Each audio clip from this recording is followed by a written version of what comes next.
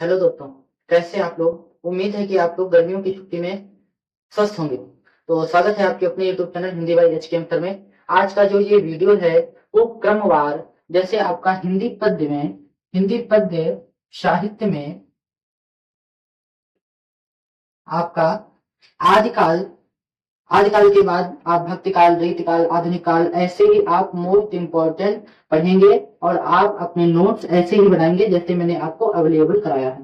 तो first question है, आदिकाल की समय सीमा, कवि एवं उनकी रचनाएं। तो आइए स्टार्ट करते हैं। तो बहुत ज्यादा से ज्यादा चैनल को लाइक, सब्सक्राइब एंड शेयर कर दीजिए ताकि सभी बच्चों के पास पहुंच जाए और बच्चों के नोट्स काफी सुंदर और अच्छे तरीके से बने।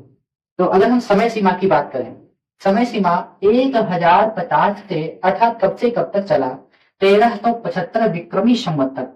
अगर हम ईस्वी की बात करें तो 650 ईस्वी से 1350 ईस्वी तक आपका कौन सा काल चला, आदिकाल चला। इसके पहले मैंने आपको कई वीडियो में बता रखा है कि आदिकाल के उपनाम भी हैं, कई सारे नाम हैं, चरण काल नाम है। आदिकाल को आदिकाल हजारी प्रसाद द्विवेदी जी ने कहा, और बहुत से नाम है, सिद्ध सामंत काल है, वीर गाथा काल है। हम अपने टॉपिक पर बात करते हैं। तो ये देखिए कॉलम बना हुआ है कवि एवं उनकी रचनाओं का, रचनाकार का, और ये कॉलम है रचना एवं रचनाओं का। तो सबसे पहले आदिकाल के जो कवि हुए, नंबर 1 पर सबसे पहले आप स्क्रीनशॉट ले लीजिए ताकि आपको नोट्स बनाने में आसानी हो। तो उनकी जो रचनाएं थी, उनकी रचनाएं थी पवन चरु और ऋक्षणेम चरु। ये दो रचनाएं थी। ऋक्षणेम चरु का एक दूसरा नाम भी है, इसका नाम है अरिष्टनेम, अरिष्ट नेम चरु, इसका दूसरा नाम भी। उसके बाद जो सेकंड नंबर पर रचना है सरहपा, कवि हैं सरहपा, बहुत बार पूछी जाती है। उनकी रचना का नाम है दोहा कोट। सबरपा की रचना का नाम है चर्या पद। कन्हपा, कन्हपा की रचना का नाम है कन्हपाद गीतिका या दोहा कोट।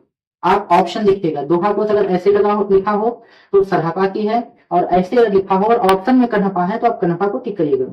गोरखनाथ, जो कि नाथ पंथ के प्रवर्तक हैं, नाथ पंथ के प्रवर्तक हैं, कौन, गोरखनाथ।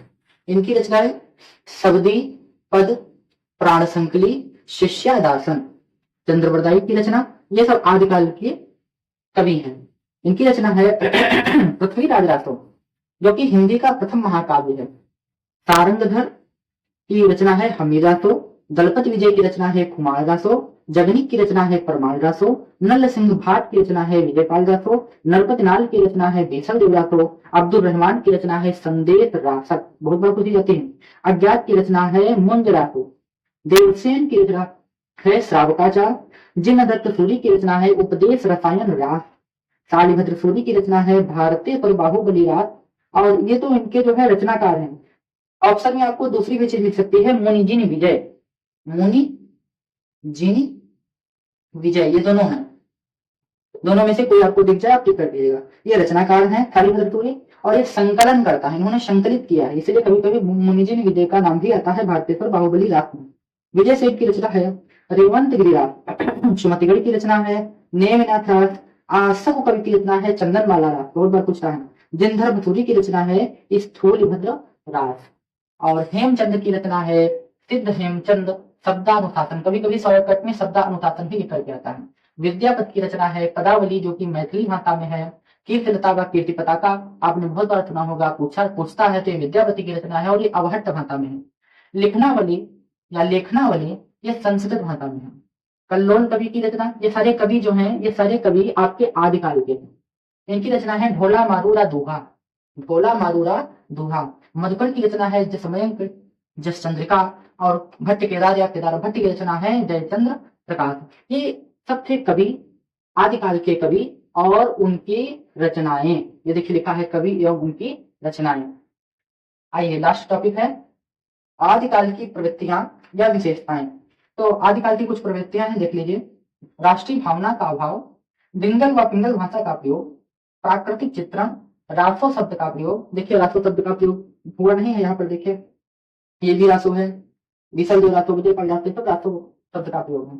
युद्ध वर्णन में सजीवता, प्रामाणिकता में संकोच, वीर एवं श्रृंगार रस की प्रधानता। जाओ आला खंड पढ़ेंगे। आश्रयदाताओं की प्रशंसा। तो ये आपका टॉपिक था आदिकाल की समय सीमा एवं कवि एवं उनकी रचनाएं। अब इसके बाद जो सेकेंड टॉपिक होगा, उसके बाद आपका टॉपिक होगा भक्ति काल। बहुत डीपली ना पढ़ा करके आपको जो क्वेश्चन बेस पर है आपको सिर्फ हम वही कराएंगे, आपके नोट्स बहुत अच्छे बनवा देंगे। तो ज्यादा से ज्यादा चैनल को लाइक सब्सक्राइब एंड शेयर करिए, और ताकि ज्यादा से ज्यादा बच्चों के पास ये वीडियो पहुंच जाए और अच्छे से वो नोट्स अपने तैयार कर ले। उम्मीद है आपका जो ग्रीष्म अवकाश है वो बहुत अच्छा, बहुत बेहतर व्यतीत हो रहा होगा, लेकिन हमको साथ में पढ़ाई भी करनी है। Okay, thank you class.